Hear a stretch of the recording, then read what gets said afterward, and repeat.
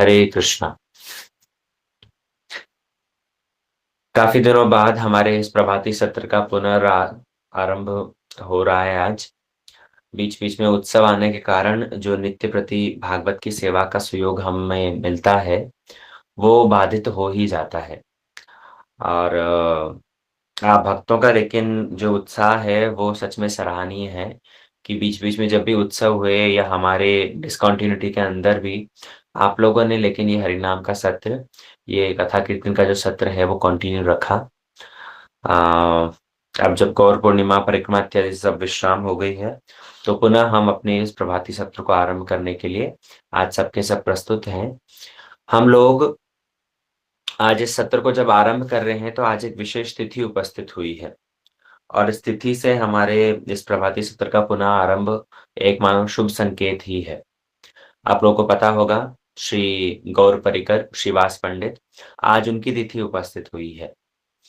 हम लोग ये अंग्रेजी कैलेंडर के हिसाब से जो नववर्ष आरंभ हुआ है, इस नववर्ष के अंदर ही हमने बहुत सारे महाप्रभु के परिकरों के उत्सवों का, उनकी तिथि का पालन किया था। जिसमें से माघ मास में ही अ, श्री अद्वैताचार्य एवं श्री नित्यानंद प्रभु उनकी तिथि का हम लोगों ने पालन किया। तदुपरांत श्रीमन महाप्रभु की जयंती, श्री गौर जयंती, श्री चैतन्य महाप्रभु का आविर्भाव दिवस, वो तो सबने अपने-अपने स्थानों पर धूमधाम से मनाया ही। जिन लोगों ने नवदीप धाम की परिक्रमा में भाग लिया, उन्होंने तो विशेष महाप्रभु की कृपा को अनुभव किया ही होगा। और अब महाप्रभु के ही एक परिकर श्रीवास पंडित, उनकी आज तिथि उपस्थित हुई है। हम इन पंच तत्वों को प्रणाम करते हुए एक मंत्र उच्चारण करते हैं। आप लोगों को सबको ये मुखस्त होना चाहिए। पंचतत्वात्मकं कृष्ण भक्त रूप स्वरूपकं भक्तावतारम भक्ताख्यम नमामि भक्त शक्तिकम। इस एक श्लोक के अंदर स्वयं भगवत तत्व कैसे 5 भागों में विभक्त हुआ है, उस चीज़ को बतलाया गया है। पंचतत्वात्मकं कृष्ण भक्त रूप स्वरूपकम। 5 तत्व बतलाए हैं। सबसे पहला है भक्त रूप, दूसरा है भक्त स्वरूप, तीसरा है भक्त अवतार, चौथा है भक्त शक्ति और 5वां है शुद्ध भक्त। बात समझिएगा, ये 5 तत्व पंचतत्वात्मकम कृष्ण, भगवान स्वयं ही इन 5 भागों में विभक्त हुए हैं और वो किस-किस रूप को अंगीकार, किस-किस फ़ॉर्म को अंगीकार कर रहे हैं, यहाँ पर बतलाया। सबसे पहला भक्त रूप, ब्रजेंद्र नंदन श्याम सुंदर स्वयं कृष्ण श्री नंदनंदन, वे ही भक्त रूप अर्थात राधा जी की भाव और अंग कांति को धारण करके वे भक्त रूप में आए हैं। श्रीमन चैतन्य महाप्रभु के रूप में वो आए हैं, इसलिए भक्त रूप।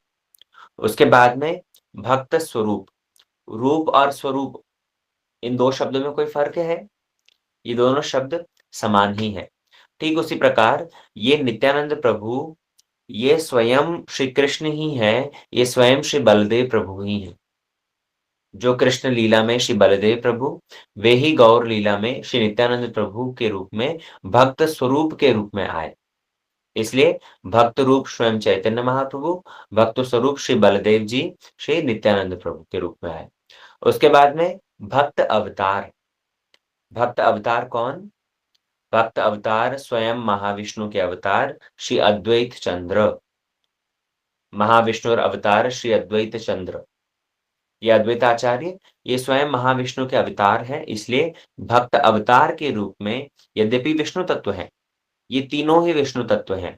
चैतन्य महाप्रभु, श्री नित्यानंद प्रभु और श्री अद्वैत आचार्य, ये तीनों के तीनों ही विष्णु तत्व हैं, भगवत तत्व हैं।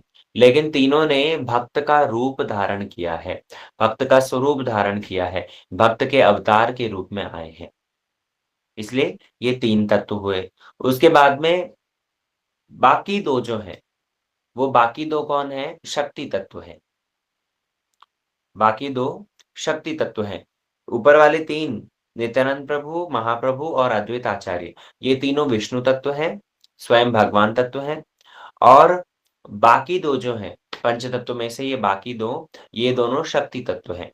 उस शक्ति तत्व में से भी सर्वप्रथम कृष्ण की आह्लादिनी शक्ति श्रीमती राधा रानी, वो गदाधर पंडित के रूप में आई है। इसलिए उनको कहा भक्त शक्ति, वो है भक्ति शक्ति। और तदुपरांत जो अंतिम तत्व श्री श्रीवास पंडित, वो श्रीवास पंडित भी भगवान के परम भक्त, शुद्ध भक्त हैं, वो भी भगवान की शक्ति स्वरूप भक्त कौन है? भगवान की शक्ति स्वरूप ही तो है। इसलिए वो भक्त शक्ति के रूप में श्री श्रीवास पंडित जी आविर्भूत हुए। और ये स्वयं कौन है? गदाधर पंडित। ये तो कृष्ण की आराधनी शक्ति श्रीमती राधा रानी, वो ही गदाधर पंडित के रूप में आई हैं। और श्रीवास पंडित जी, ये स्वयं नारद जी हैं। ये नारद जी ही स्वयं कृष्ण लीला के जो अंदर जो नारद जी थे, वे नारद जी ही अवतीर्ण हुए हैं श्रीवास पंडित के रूप में। ये श्रीवास पंडित जी, अभी जो लोग नवदीप गए हैं या जो लोग कभी नवदीप गए हैं, उन्होंने दर्शन किया होगा। श्रीवास आंगन बोल करके एक स्थान है। मायापुर परिक्रमा में प्रथम दिन जब हम परिक्रमा के लिए जाते हैं, तो ये श्रीवास आंगन एक स्थान है, जहाँ पर स्वयं श्रीवास प्रभु जी रहते थे अपने परिवार के साथ में, और महाप्रभु उन्हीं के घर में ही नित्य प्रति कीर्तन करते थे। ये श्रीवास पंडित, इनका जन्म तो हुआ था अन्यत्र, लेकिन ये आकर के यहीं नवदीप में ही रहने लगे थे। और ये श्रीवास, इन लोग 5 भाई थे। श्रीवास पंडित उसमें से दूसरे नंबर के थे। और इनके भाइयों के नाम भी वहाँ पर वर्णन किए हुए हैं, लेकिन विशेष करके रमाई पंडित, श्री पंडित, नलिन पंडित, इस तरह से वहाँ पर सारे नाम उल्लेख किए गए हैं। तो इनके ये पाँचों भाई के अंदर ये श्रीवास पंडित ही दूसरे नंबर के भाई थे। और इनके जो बड़े भाई हैं श्री नलिन पंडित, वो नलिन पंडित की पुत्री है श्री नारायणी देवी। आप लोगों को यदि स्मरण हो, अ, महाप्रभु की लीला वगैरह हमें प्राप्त होती है चैतन्य भागवत से। जैसे श्रीमद् भागवत आप लोगों ने सुना होगा। श्रीमद् भागवत ग्रंथ, ये श्रीमद् भागवत ग्रंथ वेदव्यास जी द्वारा लिखा गया है। वो भगवान कृष्ण की लीलाओं के ऊपर आधारित है। लेकिन चैतन्य महाप्रभु की लीलाओं पर आधारित एक ग्रंथ है, वो है चैतन्य भागवत। श्रीमद् भागवत कृष्ण लीला के लिए, और वो ही कृष्ण जब महाप्रभु के रूप में आए हैं, तो वो महाप्रभु की लीलाओं को वर्णन किया चैतन्य भागवत में। और ये चैतन्य भागवत को लिखा किसने? बोले श्री वृंदावन दास ठाकुर ने। जो कृष्ण लीला को लिखने वाले, श्रीमद् भागवत ग्रंथ को लिखने वाले वेदव्यास जी हैं, वो ही वेदव्यास जी महाप्रभु की लीला में वृंदावन दास ठाकुर बन कर के आए। चैतन्य भागवत के राइटर। तो ये चैतन्य भागवत के रचयिता श्री वृंदावन दास ठाकुर, ये वृंदावन दास ठाकुर किसके बेटे थे? इनकी माँ का नाम था नारायणी देवी। नारायणी देवी इनकी माँ का नाम। और ये नारायणी देवी किसकी बेटी थी? ये नारायणी देवी, ये ही नलिन पंडित की बेटी थी। श्रीवास पंडित, इन लोग 5 भाई, 5 भाइयों में से दूसरे नंबर के श्रीवास पंडित, सबसे पहले नंबर के श्री नलिन पंडित। तो नलिन पंडित की बेटी है श्री नारायणी देवी, और नारायणी देवी की संतान है श्री वृंदावन दास ठाकुर, जिन्होंने चैतन्य भागवत की रचना करी। ये नारायणी देवी जो है, इनका विवाह हुआ था। विवाह के उपरांत जब ये गर्भवती थी, तभी इनके पति का देहांत हो गया। तो इन्होंने क्या किया, इन्होंने भी अपने पति का घर, अपने मायका छोड़ करके और आ गई अपने चाचा जी के यहाँ, क्या कहेंगे, काका के यहाँ। श्रीवास पंडित इनके काका लगे ना, ये उनकी भतीजी थी। तो ये नारायणी देवी वहीं पर ही श्रीवास आंगन में ही रहती थी, और महाप्रभु प्रत्येक दिन श्रीवास आंगन में कीर्तन करते थे। तो एक समय ये ही महाप्रभु ने इस नारायणी देवी को देख करके, उनकी सेवा प्रचेष्टा को देख करके उनको अपना उच्चिष्ट प्रदान किया। महाप्रभु स्वयं भगवान, और महाप्रभु ने अपना उच्चिष्ट प्रदान किया है श्री नारायणी देवी को। तो महाप्रभु के उस उच्चिष्ट को ग्रहण करने के फलस्वरूप ही ये नारायणी देवी के जो गर्भस्थ संतान थी, वो इतनी पराक्रमी हुई। और परवर्ती काल में वही संतान ने चैतन्य भागवत जैसे महान ग्रंथ की रचना करी। तो यहाँ पर वर्णन आता है कि कैसे श्रीवास पंडित, जो कि स्वयं नारद जी हैं, इनके अन्य-अन्य पंच भाई जो हैं, श्री नलिन पंडित, रमाई पंडित, वो भी कृष्ण लीला में कुछ न कुछ उनका योगदान रहा है। जैसे कि अ, रमाई पंडित, उनके विषय में कहा जाता है कि वो भी एक ऋषि थे। क्या उनका नाम? अ मुझे स्किप हो रहा है। तो इस तरह से वहाँ पर उस गौर गणोदेश दीपिका के अंदर पूरा स्पष्ट वर्णन कर रखा है कि कैसे महाप्रभु इन शिवास पंडित के प्रति विशेष अनुग्रह रखते थे। ये शिवास पंडित महाप्रभु की प्रत्येक लीला में इनका बहुत कुछ योगदान है और इनकी बहुत सारी सुंदर-सुंदर लीलाएँ हैं। अब संक्षिप्त समय के अंदर हम क्या-क्या श्रवण करें, लेकिन इंगित मात्र से ही और जो लीला हमारे लिए महत्वपूर्ण है, शिक्षणीय है, उनको ज़रा-सा आप लोग श्रवण कीजिए। जिस समय महाप्रभु नवद्वीप में रहते थे, आप लोगों ने जो नवद्वीप धाम परिक्रमा किए हो, जानते होंगे हम लोग गए थे विद्यानगर। वहाँ विद्यानगर में महाप्रभु स्वयं पढ़ाई-लिखाई करने के लिए आते थे, सार्वभौम भट्टाचार्य का वो जन्म स्थान है और वहाँ पर श्री विद्याविलास जब महाप्रभु ने प्रकाशित किया था, तो उस समय पर ये श्रीवास पंडित, ये मुकुंद इत्यादि सब भक्त लोग ये मन ही मन चिंता करते थे कि ये निमाई, ये बेवजह ही इतना अपना पांडित्य प्रकाश करता है। लोग विद्या अर्जन करते हैं किस लिए? बोले विद्या अर्जन की जाती है कृष्ण भक्ति सुष्ठ रूप में पालन करने के लिए। लेकिन ये निमाई केवल मात्र तर्क-वितर्क करता है। निमाई उनका ऐसा प्रगाढ़ पांडित्य था कि जो कोई सामने आता, उनसे कुछ न कुछ शास्त्र सम्मत प्रश्न करते और वो शास्त्र सम्मत यदि उत्तर प्रदान करता, तो निमाई क्या करते, उनकी बातों का खंडन कर देते और इतना युक्तिपूर्वक, इतना शास्त्रों के तर्क देकर के खंडन करते थे कि सामने वाला व्यक्ति स्वीकार करने के लिए बाध्य हो जाता और जैसे ही स्वीकार कर लेता, तुरंत वापस निमाई उसको पलट देते, बोले नहीं, नहीं, तुम जो बात कह रहे थे वही बात ठीक है। मैंने तो जो खंडन किया वो गलत है। तो पुनः उन्हीं की बात का ही प्रस्थापन कर देते थे।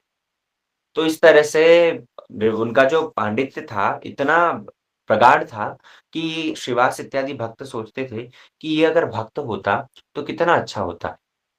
इसके जितने सारे फॉलोवर्स हैं, क्योंकि प्रभावशाली थे, इसलिए इनके जितने सारे फॉलोवर्स हैं, वे सब के सब भी हमारे भगवत भक्त बन जाते। लेकिन बाद में जब गया जाने के बाद में महाप्रभु जब गया होकर के आए हैं, पिताजी का श्राद्ध करने के उद्देश्य से और अपने गुरुदेव ईश्वरपुरी पाद से मिले हैं। तो ईश्वरपुरी पाद से मिलने के उपरांत वो पंडित निमाई से हो गए भावुक निमाई। वो भावुक निमाई हो गए अर्थात हरे कृष्ण महामंत्र का आश्रय लेकर के भगवन नाम जाप करके अब हर कुछ वो ही कृष्ण परक व्याख्या करते हैं। और अब जब कृष्ण परक व्याख्या करते हैं, भगवन नाम का आश्रय लिए हुए हैं, भगवन नाम उच्चारण करते हैं, सभी को ही कृष्ण भक्ति की शिक्षा देते हैं। भगवन नाम के जाप के प्रभाव से उनके शरीर के अंदर बहुत सारे अष्ट सात्विक विकार कभी-कभी देखने को मिलते हैं। कहाँ पहले पंडित निमाई थे जिनके सामने लोग आने से भय करते थे, कहीं तर्क-वितर्क करके और हमें परास्त ना कर दे, हम इसके सामने बिल्कुल चुप ही हो जाएँगे। लेकिन अब वो ही निमाई जब भावुक निमाई हो गए, भगवान का नाम लेकर के रुदन करते हैं, रोते-रोते कभी-कभी मूर्छित हो जाते हैं, कभी मुख से उनके फेन निकलने लगता है। तो जब ये भावुक निमाई हो गए, एक समय शची माता ने क्या किया, शिवास को बुलाया और शिवास जैसे ही इनके घर में आए हैं, शिवास को आता देख कर के शची माता ने कहा, बोले शिवास तुम देखो मेरे निमाई को क्या हो गया है? लोग कहते हैं कि इसको वायु रोग हुआ है।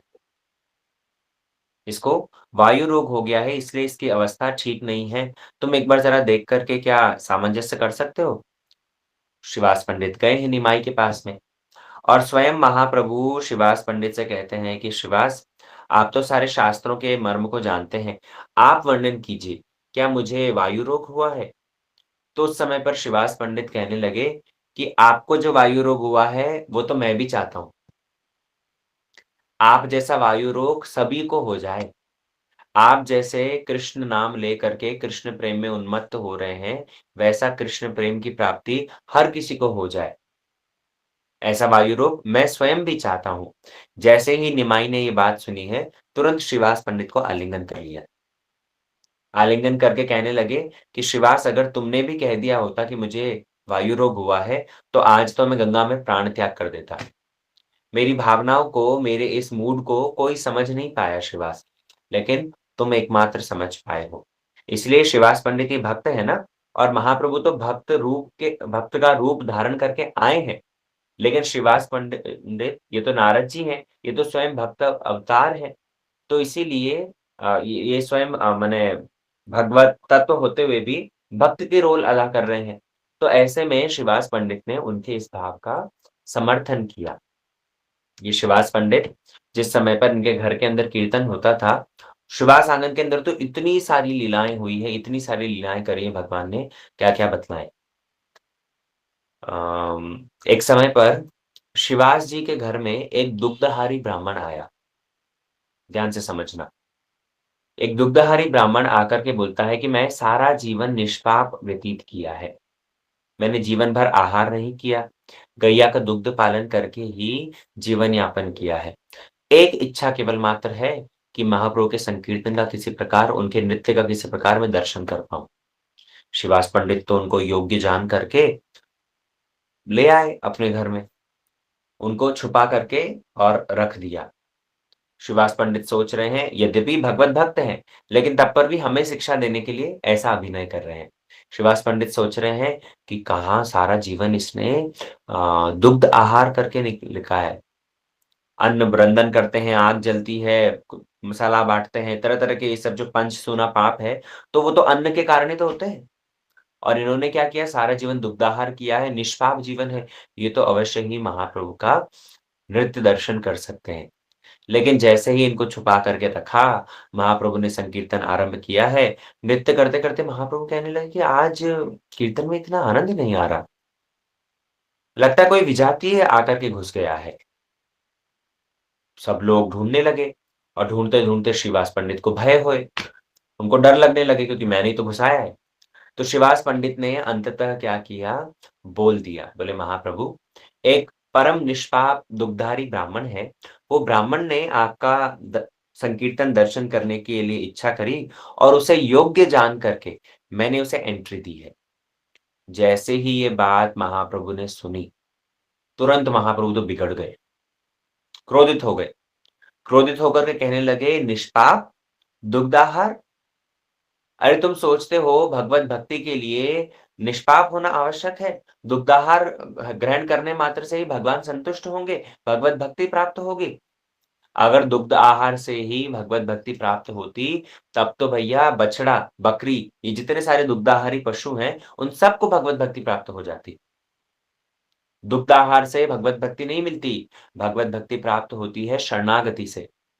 शरणागति के मार्ग को छोड़ करके और अन्य कोई मार्ग भगवान को प्रसन्न करेगा, ये तुमने सोच भी कैसे लिया श्रीवास? महाप्रभु ने तुरंत उस दुग्धाहारी ब्राह्मण को निकल जाने के लिए कहा और जैसे ही वो ब्राह्मण निकल के जा रहा था, मन ही मन सोच रहा था कि जो भी हो चलो, कम से कम महाप्रभु के संकीर्तन आरंभ का ही दर्शन तो किया। लेकिन क्योंकि भक्त ने रिकमेंड किया है, श्रीवास ने क्योंकि उसको रिकमेंड किया है, इसलिए जैसे ही वो ब्राह्मण घर से बाहर निकलने वाला था, महाप्रभु ने तुरंत बुलाया और बुला करके उसके मस्तक पर अपना चरण रख दिया और उसमें चरण को उसके मस्तक पर रख करके महाप्रभु ने उसे शासन करते हुए कहा कि कभी भी अपने दुग्धाहार का, अपने निष्पाप होने का अभिमान नहीं करना। इस तरह का दंभ कभी भी तुम्हें भगवत भक्ति प्रदान नहीं कर सकता। अमानी, मानद, ये सिद्धांत को अपना करके भगवन नाम का आश्रय ले करके भक्तों के संग में रह करके भगवत भक्ति संभव है। केवल मात्र अपने साधन का अभिमान, अरे भगवान साधन के वशीभूत नहीं है। अगर भगवत भक्ति साधन के वशीभूत होती, तब तो हर किसी को मिल जाती। भगवत भक्ति साधन के वशीभूत नहीं, भगवत भक्ति कृपा के वशीभूत है। तो प्रश्न हो सकता है कि भैया हम साधन क्यों कर रहे हैं? बात समझ में आ रही है तो? एक है साधन, साधन मतलब जो हम पापड़ बेल रहे हैं। ब्रह्म मुहूर्त में जगना, रोज़ के रोज़ भगवन नाम जाप करना, आनेक इत्यादि करना, उपवास रखना, एकादशी करना, ग्रंथ अध्ययन करना, कथा सुनना, सीखना, नोट्स बनाना। तो ये सब जो हम कर रहे हैं ये साधन है। अगर भगवान इस साधन के वशीभूत नहीं हैं, अगर साधन से प्राप्त नहीं होंगे, तो हम साधन कर क्यों रहे हैं? साधन इसीलिए कर रहे हैं ताकि भगवान की कृपा लाभ हो। साधन इसीलिए कर रहे हैं ताकि गुरु वैष्णव की कृपा प्राप्त हो जाए। भगवत भक्ति हमेशा से कृपा साध्य है, साधन साध्य नहीं है। कृपा होने पर ही भगवत भक्ति प्राप्त होगी। इसीलिए महाप्रभु ने उस दुग्धहारी ब्राह्मण को कृपा करी और उसके जो दंभ था, उसका जो अभिमान था, उसको दूर करने की शिक्षा प्रदान करी। इसीलिए भैया हमें भी इस बात को बहुत अच्छे से समझ लेना चाहिए। कभी-कभी हम लोग बड़ा इस चीज़ को फैंटेसाइज़ कर देते हैं। किसी वैरागी को देख कर के अरे देखो, देखो ये तो वस्त्र ही नहीं पहनते, कितने बैरागी हैं। सर्दी हो चाहे गर्मी हो, इनको तो किसी प्रकार का शरीर में विकार ही नहीं होता। हमेशा निर्वस्त्र दिगंबर घूमते हैं या एक ही वस्त्र धारण करके रहते हैं। कुछ लोगों को ऐसा होता है कि अरे, अरे देखो इन्होंने तो सारा जीवन फल ही ग्रहण किया, फलाहारी बाबा हैं। कहाँ हम तो बढ़िया-बढ़िया खान-पान हमारा चलता है और कहाँ ये तो फलाहारी बाबा हैं। कई सारे ऐसे शुष्क वैरागी को देख कर के हम लोग प्रभावित हो जाते हैं। लेकिन महाप्रभु ने यहाँ पर शिक्षा दी कि भक्त्या तुष्यति केवलम न च गुणैः भक्ति प्रियो माधव। भगवान केवल मात्र भक्ति से संतुष्ट होते हैं और भक्ति की फर्स्ट स्टेज है शरणागति। इसलिए शिवास आंगन के अंदर ही महाप्रभु ने शिवास पंडित के माध्यम से ये शिक्षा प्रदान करी। एक समय यही शिवास पंडित ये मुसलमान राजा के भय से भयभीत होकर के नरसिंह देव की प्रार्थना कर रहे थे। क्या हुआ उस समय पर एक काज़ी जो मुसलमान राजा था उसका राजत्व चल रहा था और ये मुसलमान राजा ने सभी को संकीर्तन करने के लिए मना कर दिया। जब संकीर्तन करने के लिए मना कर दिया है तो श्रीवास पंडित अत्यंत भयभीत हो गए। श्रीवास पंडित विचार करने लगे कि ये मुसलमान राजा जो-जो भी भगवान नाम लेता है उसको मार देगा और हमारे घर में तो नित्य प्रति ही संकीर्तन चलता है। तो ऐसे में श्रीवास पंडित भयभीत होकर के नरसिंह देव की उपासना करने लगे और जैसे नरसिंह देव की उपासना करने लगे हैं, महाप्रभु को ज्यों ही ये बात पता चली, महाप्रभु तुरंत दौड़े-दौड़े आए। श्रीवास पंडित दरवाज़ा बंद कर के और वहाँ पर नरसिंह देव की उपासना कर रहे थे, पूजा कर रहे थे। महाप्रभु ने ज़ोर से दरवाज़े पर लात मार करके दरवाज़ा खोल दिया और जाकर के देखा नरसिंह देव की पूजा हो रही है। महाप्रभु श्रीवास के माध्यम से हम जगतवासियों को शिक्षा दे रहे हैं। महाप्रभु श्रीवास को शासन करते हुए कहने लगे, "श्रीवास, तुम नरसिंह देव की पूजा कर रहे हो, तुम्हारे मन में उस मुसलमान राजा के प्रति भय है। अरे! ये नरसिंह है कौन? मैं स्वयं ही तो नरसिंह हूँ। तुम मेरे स्वरूप को नहीं जानते?" महाप्रभु ने उस समय पर स्वयं शंख, चक्र, गदा, पद्म धारण करके अपने भगवत स्वरूप में श्रीवास को दर्शन दिया। और महाप्रभु कहने लगे, माँ भय, बिल्कुल डरने की कोई बात ही नहीं है। मैं तुम्हारे सारे भय को दूर करता हूँ श्रीवास, मैं तुम्हें आश्वासन देता हूँ, वो मुसलमान राजा तुम्हारा लेश मात्र भी कुछ बिगाड़ नहीं पाएगा। बल्कि महाप्रभु ने तो इतना तक कहा कि देखो श्रीवास, अगर कोई तुम्हारा अनिष्ट करने के लिए आए, उसको अनिष्ट करने की जो प्रेरणा है, वो प्रेरणा तो मैं ही प्रदान करूँगा ना। मैं स्वयं भगवान हूँ और मेरे मैं ही अंश रूप में सभी के हृदय में बैठा हुआ हूँ। बहुत ध्यान से समझना इस बात को। महाप्रभु कह रहे हैं कि परमात्मा रूप में मैं ही तो सबके हृदय में बैठा हुआ हूँ। अगर मैं व्यक्ति विशेष को प्रेरणा प्रदान न करूँ, तो भला वो कोई भी कार्य कैसे कर सकता है? मैं उस मुसलमान राजा के हृदय में भी बैठा हूँ, तो मैं जब तक उसे प्रेरणा प्रदान ना करूँ, तब तक वो कभी भी किसी प्रकार का अनिष्ट कर ही नहीं सकता। और यदि तुम्हें तुम्हें मेरे ऊपर विश्वास नहीं, तो उस मुसलमान राजा की सभा में मैं स्वयं जाऊँगा और मैं स्वयं वहाँ पर जा कर के उस मुसलमान राजा से कहूँगा कि अच्छा, तुम अपना कलमा उच्चारण करने के लिए सभी को कहते हो, तुम भगवन नाम जप करने के लिए सभी को मना करते हो, तुम इन पशु-पक्षियों को मैं अपने साथ में लेकर जाऊँगा, महाप्रभु कह रहे हैं। मैं इन पशुओं को अपने साथ में लेकर के जाऊँगा और मैं कहूँगा कि तुम इन पशुओं से अपना कलमा उच्चारण करवाओ। वो राजा तो इस बात को कर नहीं पाएगा। उस समय पर मैं ही इन पशु-पक्षियों के मुख से भगवन नाम उच्चारण करवाऊँगा।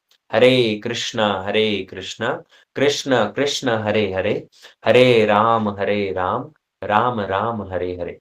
मैं स्वयं इनके मुख से भगवन नाम उच्चारण करवा करके दिखला दूँगा कि कैसे परमात्मा रूप में मैं ही सबके हृदय में विराजित हूँ। और भगवन नाम ये जीव मात्र के लिए ग्रहणीय है। इस बात को मैं स्थापन करूँगा। शिवास तुम बिल्कुल भी चिंता मत करो। महाप्रभु ने स्वयं वहाँ पर शिवास को आश्वासन दिया, बल्कि समस्त भक्तों को लेकर के जिस समय पर चाँद गाज़ी ने मृदंग तोड़ दिया था, तो महाप्रभु ने समस्त भक्तों को लेकर के हाथों में मशाल और भगवन नाम संकीर्तन करते-करते जो रैली निकाली है, जगत का सबसे पहला नाम संकीर्तन महाप्रभु ने आरंभ किया। कहाँ पर? ये ही नवद्वीप के अंदर शिवास आनंद से। जिस समय पर चाँद गाज़ी ने मृदंग तोड़ दिया था, तो उस समय पर महाप्रभु ने असंख्य-असंख्य भक्तों को, सारे नवद्वीप वासियों को एकत्रित कर लिया। सब के सब हाथों में मशाल लेकर के और जो ही चल रहे हैं, बालक, वयोवृद्ध, स्त्री, पुरुष, सब के सब एकत्रित होकर के जो ही चलने लगे, जो ही हरे कृष्ण महामंत्र का कोलाहल हुआ, सारे के सारे नवद्वीप वासी उसमें झूमने लग गए। जितने सारे पाषंडी थे, वे पाषंडी तो सोच रहे थे कि ये 2-4 भक्तों के जाने से क्या होगा? लेकिन जब उन्होंने देखा कि जन सैलाब आ रहा है, महाप्रभु के साथ में लाख-लाख लोग न जाने कहाँ से आ गए।